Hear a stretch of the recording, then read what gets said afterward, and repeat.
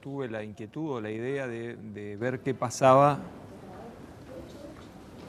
mezclando esas dos culturas o haciendo convivir o describiendo la relación que podía unir a dos personas que provenían de estas dos culturas aparentemente tan distantes y tan diferentes como puede ser un gaucho de la Pampa Argentina y un descendiente de samuráis, un inmigrante japonés que por algún motivo llegó acá y bueno, ver qué tenían de diferente y qué podían tener en común también. Un poco la idea de la película, a través del protagonista, que es Takeo, que es este joven cuyo abuelo fue samurái, pero está viviendo acá en Argentina. De alguna manera él es el que está como forzado a realizar como un proceso de síntesis o ir encontrando un camino. Él está muy influido por los relatos de su abuelo, por todo un pasado legendario que su abuelo le ha contado.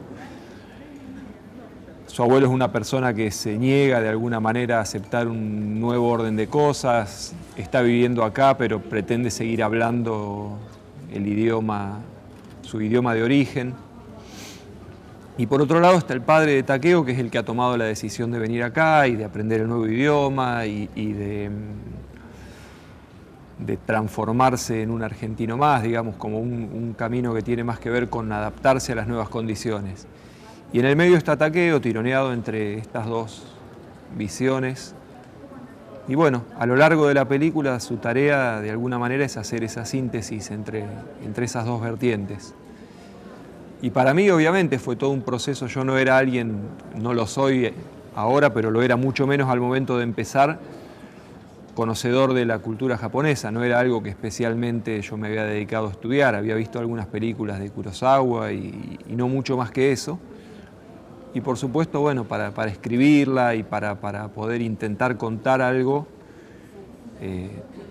traté de aprender cosas de la historia de Japón y también de cómo es Japón hoy, cómo es un japonés, ¿no? Cómo ve un japonés el mundo. Sigo siendo un ignorante en cuestiones de cómo ve un japonés al mundo, pero bueno, estar 2 o 3 años metido con esto me hizo aprender algunas cosas. La experiencia fue muy buena. La película se filmó durante 4 semanas, un guión bastante largo, casi 100 páginas, con un montón de personajes y animales y íntegramente, prácticamente el 100% en exteriores, lo cual hizo que el rodaje sea muy intenso, con muy poco tiempo siempre para filmar las escenas, pero yo estaba viviendo ahí en San Luis y durante mucho tiempo pude, a la par de la escritura del guión, ir buscando los lugares en los cuales íbamos a filmar, buscando siempre con el eje en no tener que perder mucho tiempo durante el rodaje con grandes desplazamientos que nos hagan dedicar horas de la jornada de rodaje a estar viajando. Así que la idea fue buscar en cada lugar en el que estábamos poder aprovechar al máximo la jornada filmando varias cosas diferentes. En ese sentido fue muy bueno el lugar en el que fue como nuestro epicentro, que es el Durazno, una zona de San Luis que se llama el Durazno. Tenía un poco esa riqueza, ¿no? Como que hacia un lado había montañas y hacia el otro se veía un río y si no había árboles y para el otro lado un pastizal y digamos tener muchísima riqueza y variedad de paisajes en un radio acotado de kilómetros fue una gran ventaja a la hora de aprovechar al máximo el tiempo. El balance que me deja es que la confirmación de que hacer una película es algo dificilísimo, hacer una película buena 100 veces más difícil, que hay muchísimo para aprender a esta altura, que ya vi 10 o 15 veces la película terminada y que la conozco de memoria plano por plano. Le encuentro millones de cosas que me gustaría haber hecho de otra manera, desde la escritura, desde la puesta en escena. Así que el balance es un poco ese, saber que que son películas en el sentido de que se terminaron, se van a exhibir hasta comercialmente, se van a estrenar, pero también son ejercicios de una búsqueda, ¿no? Hay muchas, siento que hay muchísimo por aprender. ¿Y tus expectativas para el estreno? Mis expectativas son que la película encuentre un público.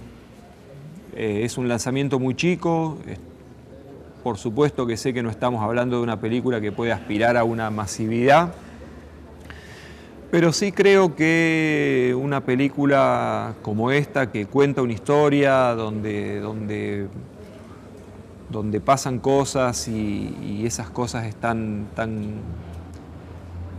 creo yo, relativamente bien contadas y se entiende la historia. Digo, no es una película hermética o que va a dejar con dudas de que no entendí nada. Por el contrario, creo que es una película bastante transparente en el cuento que relata. Por eso tengo confianza en que haciendo una difusión como estamos haciendo hace bastante tiempo, yendo a determinados lugares, la película puede encontrar ese público. De cuánta gente estamos hablando no lo sé, pero creo que ese trabajo más artesanal, más focalizado de pensar un poco a quién le puede interesar esta película, puede ser un camino en el caso de realizadores que han terminado su película y de una manera con muy pocos recursos, sin acceso a grandes medios de comunicación, tienen que tratar de avisarle a la gente que tienen una semana o 2 semanas para ir a ver esa película. Entonces, de alguna manera me parece que el trabajo es ese, pensar a quién le puede interesar esta película.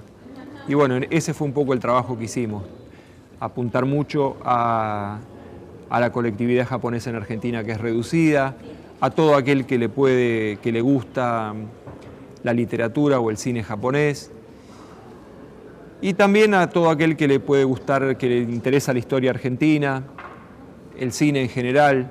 El abanico se va ampliando de alguna manera.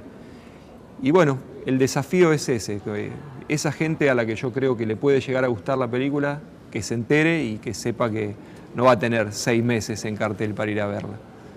Más que un consejo a jóvenes realizadores, puedo contar desde mi experiencia que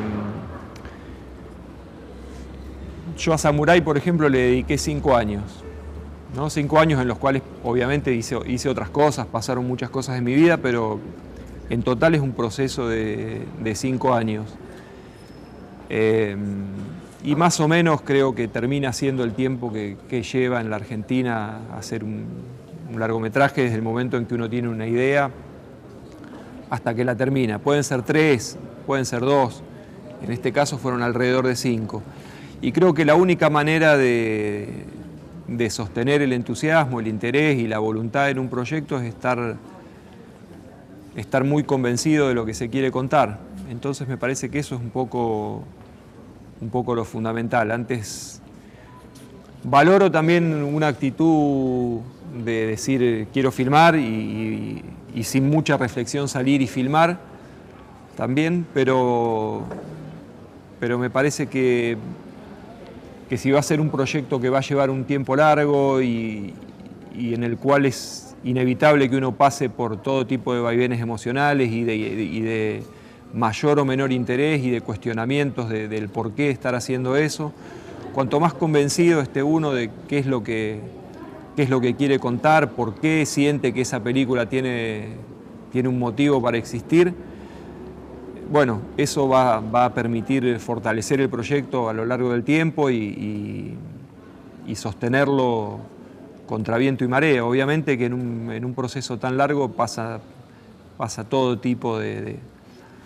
vicisitudes, momentos donde el proyecto está a punto de naufragar o cuestiones que hacen pensar que no se va a hacer. Y eso.